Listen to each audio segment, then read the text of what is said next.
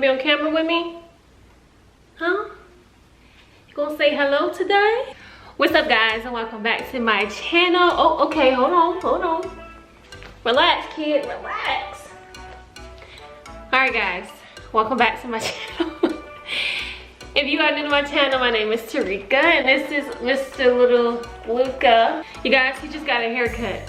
This is what happens when you don't let your mom and dad brush your hair. Okay, he does not like his hair to be brushed or combed, and by the time we went to make him an appointment, his hair was all matted up, and I wanted him to go to a specific groomer because they're actually the best in the area. And by the time we had an appointment with them, it was too late, and we had to skin Mr. Luca. I mean, he still looks cute. I think he still looks cute. It's my baby. But we definitely have some advice from the groomer, so we can definitely avoid this for the future. But anyways, again, this is Luca.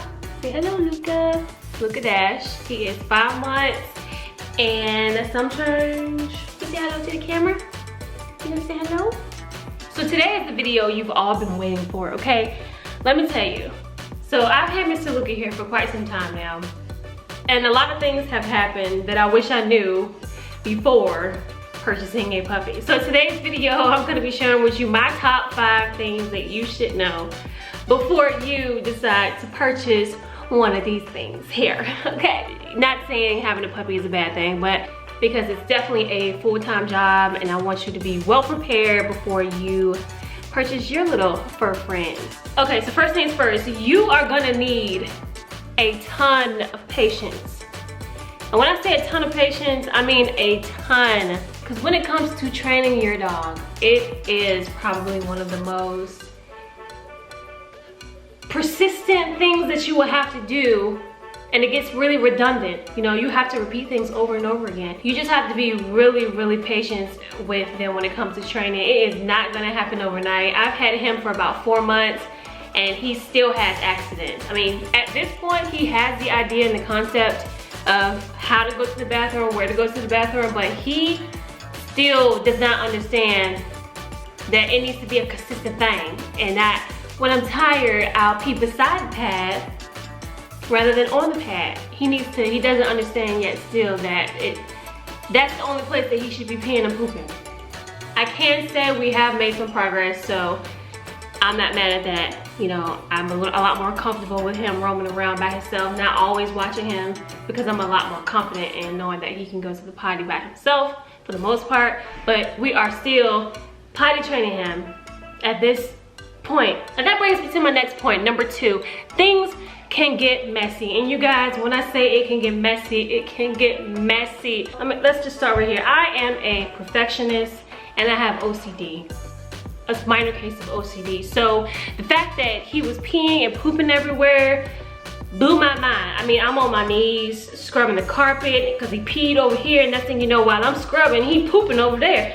So it was just overwhelming for me. It was a lot, okay? But then I got to the point to accept that, okay, he is gonna pee and poop everywhere. Nothing worse can happen. But I was wrong, okay? He ripped an entire hole in the carpet. And I'm gonna tell you how. When we first got him, he was able to get out of his gate. He was able to do it, you know? So I would go to work, I would put him in his gate, and I would come home and he would be out. You know, for the most part, he didn't do any damage, but the last straw for me was when he ripped a hole in the carpet, okay? I came home and there was just a big hole in the carpet. And I literally stood there for about 2 minutes. I just had to accept what had happened. You know, I had to put my OCD and all of that to the side because I had to realize he's a puppy. And things can get messy. Things are gonna get messy. Things are gonna continue to be messy. So you just have to get to the point where you know, like, things are gonna happen until they're fully potty trained, until they're fully trained in general. Sorry if you see the lighting going back and forth. But until they're fully trained, things will be messy, okay? They're gonna pee everywhere, they're gonna poop everywhere, they're gonna have accidents even when they're trained. So if you're not okay with your dog or cat peeing on your carpet or peeing on your floors or ripping up your carpet or tearing up this, that, and the third, a dog or cat may not be the thing for you. It's something that you would have to just get used to until they're trained and knowing that there's certain behaviors are just not acceptable. Third, having a puppy is a full-time job, okay? You know what I'm saying?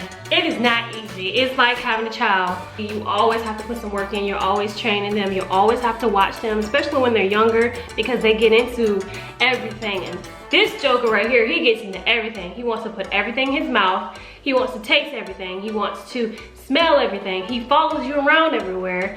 He rips up everything. He just gets into some of everything. So we always have to watch him at all times. They're like babies, you guys. So literally, you have to watch your dog until they get older and they can kind of like fend and contain themselves.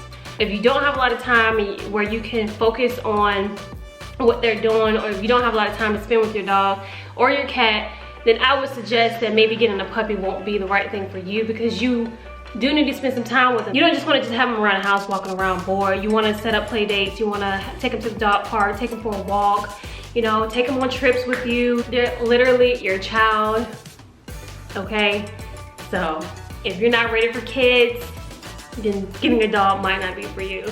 And that leads me to my next point. When having to leave them at home by themselves while you're going to work, you want to make sure that you're kind of able to be with them in their early years. Now, don't get me wrong, it's okay to leave them home if you have no choice. I would say, doing my research, they say the recommended amount of time is no more than 8 hours. You know, but I wish I knew that it's not really good to leave them home in their puppy years by themselves. I wish I knew that, because I wouldn't have got him. I feel like I missed a lot of time to spending with him and just kind of like developing him. I don't want him to get the idea that living in a cage for 8 hours out of a day is normal, you know what I mean? But it's okay. It's something that I had to learn to adjust with. I remember calling my friends and like, man, can you go check on him? Can you go back? Can you stay with him? Because I was so nervous, I just hated the fact that I had to leave him alone. So again, it is okay if that's the last resort, that you need to leave them home by themselves. 8 hours out of a day is the most. But I wish I knew that I just wish I had more time to spend with him during the day. Lastly but not least, having a dog can be really expensive, okay? Wellness visits, then you have shots, and then don't let them get sick or break something. You will have to take them to the doctor and you're gonna spend a lot of money, okay? So you wanna make sure you are financially stable. And I'm not saying I'm not financially stable, I'm just like, dang, like, this joke costs money, you know what I'm saying?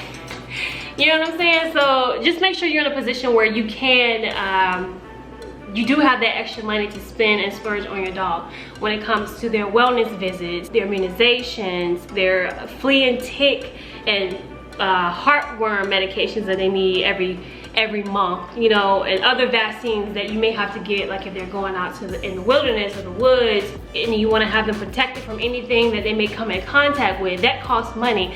Also, food and shelter, like their cage and their toys and their bones and just all the things that you may have to get just to keep your little fur friend happy. Just make sure you're in a position where your finances are stable enough to make sure that your little friend has all the things that he needs. You don't want them to go without. So having financial stability is another thing that I would recommend you make sure you have before you decide to invest in your puppy. So I hope this video helped you guys. I hope I wasn't all over the place. You want to say bye, Luca? You want to say bye? You want to say bye?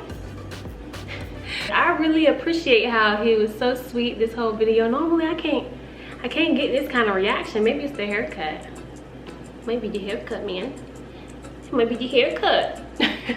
But yeah, guys, definitely leave me a comment down below, like this video, subscribe to my channel, turn on your notification bell. That way you do not miss anything that I upload. We love you guys. And I'll see you guys in my next video. Say bye, Luca. Bye, guys. Bye, guys. Bye, guys.